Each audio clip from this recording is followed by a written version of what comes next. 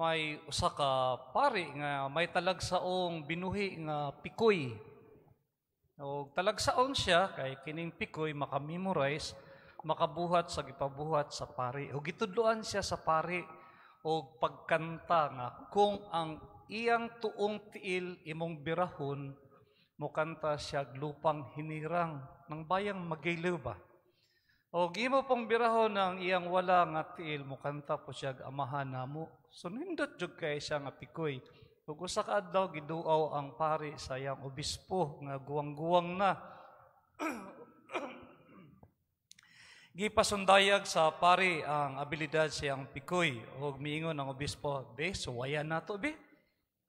Og tinuod kay nagsangat man dito, nagbatog man ang pikoy, gibira sa obispo ang tuong tiil sa pikoy ug tinuod mikanta ang pikoy sa bayang Magiliw. Natingala na ibulong ang obispo, kanindot gud pikoyan eh. Tinuod gud di ay, beato pag yung suwayan. Gibira na po niya ang walang tiil ug mikanta na po jag amahan namo. Natingala na ibulong ang obispo nga miingon siya, "Kuyawa pikuya no." Pero maldituhon po nga obispo, miingon po siya, "Unsa ka akong duha ka tiil akong dunganon og bitad." O saway pagduha-duha, gibitad sa obispo ang duha ka tiil sa pikoy, nakasinggit ang pikoy, "Oy upaw, buanga ka, mahulog ta dire." Na namalikas ang pikoy. Pwede ba nga dunganon ang pagkanta sa lupang hinirang o ang amahan namo? Mao ni ang dako nga pangutan. Pwede ba nga dunganon o maghiusa ang atong pagka-Diyos nun o ang atong pagkatawhanon? Pwede ba nga maka-Diyos ta o makabayan ta?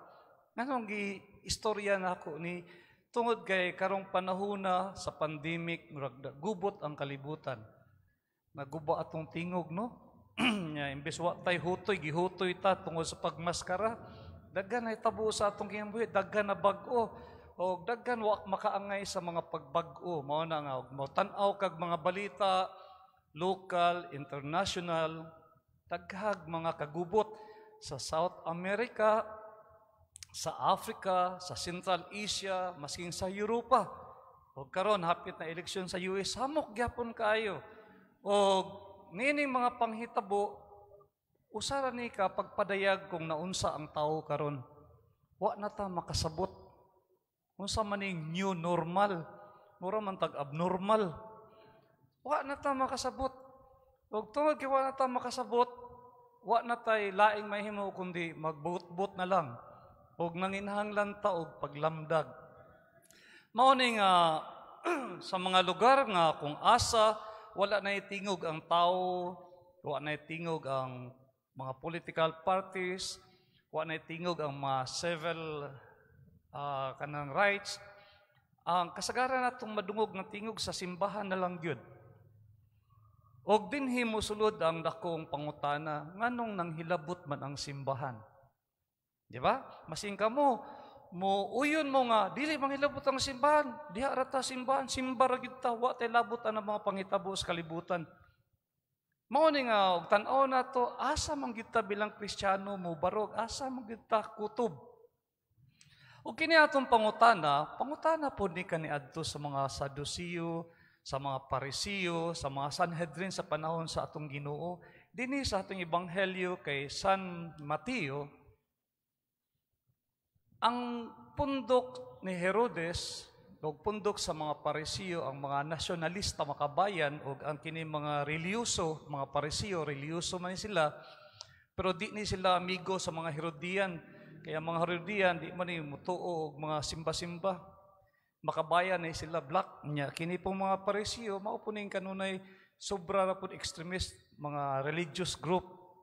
Pero nagkahiusa sila, kay gusto nila nga naay pamatud-an bato kay Hesus. Gusto nila bitkon ang Ginoo. Busa miduol sila kang Hesus sa nungutana. Ug ang pangutana sama sa pangutana nato. Asa man kutob ang simbahan diya sa kinabuhing panggobyerno, pangpolitika? Angay ba manghilabot? Busa ang pangutana nila magtutudlo Supak ba sa atong balaod ang pagbayad og buhis ngadto sa emperador? Kinsa man ang emperador? Langyaw nga gahom gikan sa Roma, dili ni mga Hudiyo. Mura ni sila mga colonizer. Ug sa kaniadto pa mao ni ang mga Hapon ug mga Kano nga mianhi sa atong lugar. Ug di ta gusto nga magpasakop niini. Busa kini mga tawhana nga mga Parisiyo, di sila gusto nga langyaw ang magdumala sa ilaha. Og di ta angay nga muhatag og buhis diha sa ilaha kay langyaw sila. Pero kini po mga Herodian, kay si Herod gi-appoint man sa Roma, dapat mo sunod gyud ta sa pamalaod sa panggamhanan. Kay kung dili po mga rebelde ta. Busa ang pagpangutana nila kay Jesus, dili aron lamdagan sila kung dili aron bitko nila ang Ginoo. Nangutana sila usa ka pangutana nga gitawag nato sa English og dilema. Dili si Laila. Dilema. Ang dilema bot pa sa bot ka bang maski unsay imong tubag, yes man ka mano, mali jud ka. Kay og mo yes si Jesus, maingon siya, nagpasipala ka sa Ginoo kay usara ang atong hari, usara ang atong alagaran ang Ginoo lamang. Og siya kasuhan sa mga Parisiyo, muhian siya sa mga Parisiyo. Ug moingon po siya, dili mo bayad, moingon po itong mga Herodian, isumbong takas gobyerno. Kay rebelde ka, nagtudlo ka, og civil disobedience, di na ka mobayad og buhis. Nauna nga, nasayod ang Ginoo og giingon niya, mga tigpaka aron ingnon. Miduol man mo, nangutana mo, dili aron lamdagan mo, kundi aron bitkon ko ninyo. Pero nindot ang tubag sa Ginoo. Mingon siya, pakita ako sa kwarta. O gipakita siya sa salapi. O ang pangutana niya, kinsa mang dagway na asa sa lapi. O sa pagpangutana sa Ginoo, giisa nila ang ilang salabutan, ang ilang pagsabot. Diha sa usa ka gitawag natong pagsabot unsa may hustisya. O kini hustisya kusog ni sa panghunahuna sa mga Griego. Kay ang Griego, ang Greece duol raman sa Palestina kaniadto. Busa sa panghunahuna nga Griego, ug mogisgot og hustisya, mao ni giingon nga to give what is due, ihatag unsay iya, ihatag unsay angay sa iya. So, sa pagkakita sa salapi, gipangutana sa Ginoo, kinsang hulagway naa sa salapi? Kay Caesar, sa emperador. O dili na imuha, sa emperador na. Ang hustisya nagbuot nga imo nang ibalik sa emperador.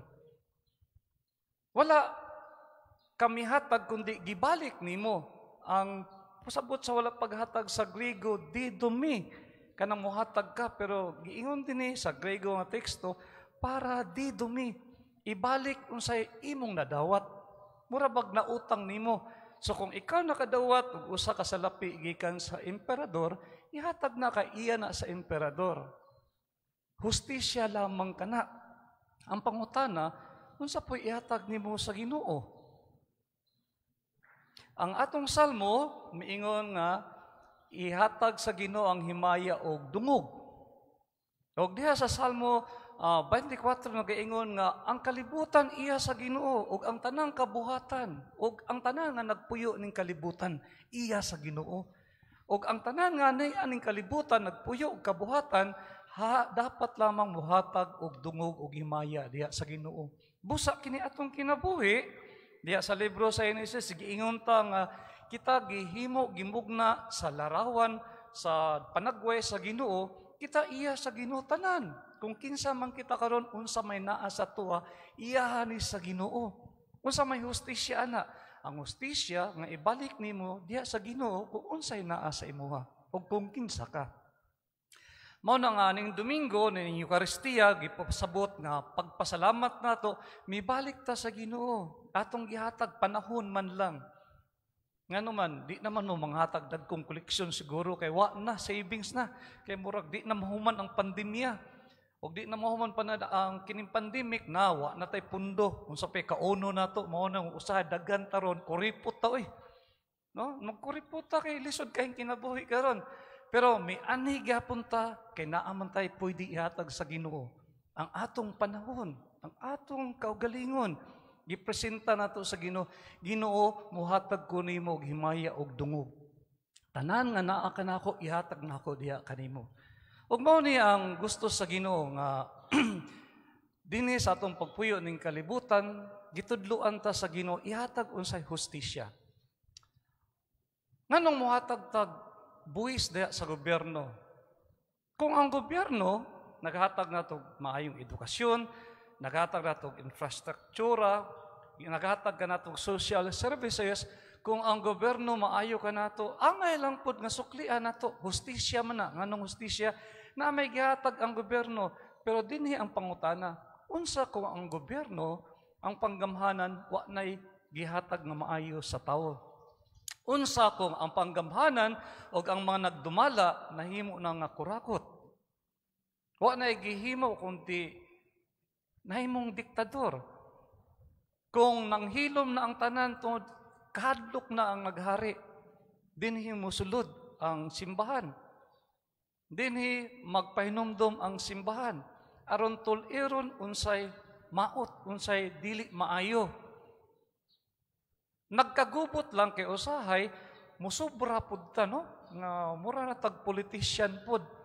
Mao nang lisod nimo sukaton asa ta kutob. Pero sa tudlo sa simbahan, kung asa wala nay moralidad, kung asa wala nay katarong, diha ang tingog sa simbahan mahimong tingog sa Ginoo. Magsangyaw ta.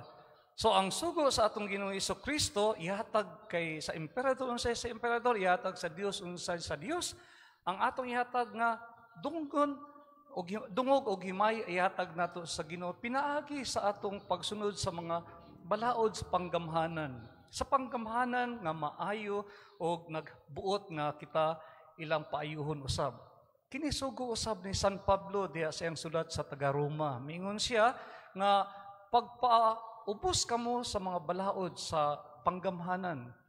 Kay ang panggamhanan, gibutan ka na sa Ginoo. Ayaw pagmasinupakon. Pasabot, ang tanan nga gituboy nato diya sa posisyon, gibutan ka na sa Ginoo. Kung nganong nadautan sila, dili ka bubuton sa Ginoo, kundi pagbuot na nila. Kung diha ta mosulod, mga magsulti sa ilaha, mo ingon sa ilaha, ayon na buhata kay dili na maayo. Ang atong misyon nga mahimo ta nga maayo nga mga alagad sa panggamhanan aron mahimo kita usab nga maayo nga mga Kristiyano, maayong mga anak sa Dios. Busa ang atong kalibog unsa may angay nato buhaton kung naata diha sa kalibog kung naa diha mga dili maayo sa atong taliwala, mao ni nga ihatag nato unsay angay sa Dios. Ug unsay angay sa Dios, dunggo nato siya, himayaon nato siya. Magmaayo ta nga citizen ning ato nga nasod aron mahimo ta nga maayo pud nga mga Kristiyano. Kay ang masulundon sa balaod, maayong balaod, mao man ang maingon nato nga maayo pud nga mga Kristiyano.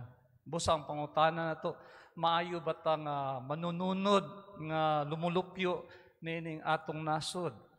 Kung maayo ka, hinaot po dunta, mas maayo pa jud ka nga Kristiyano kay ikaw nagatuman sa sugo sa Ginoo og naghatag og himaya og dungog diha kaniya og panalanginan ta sa Dios.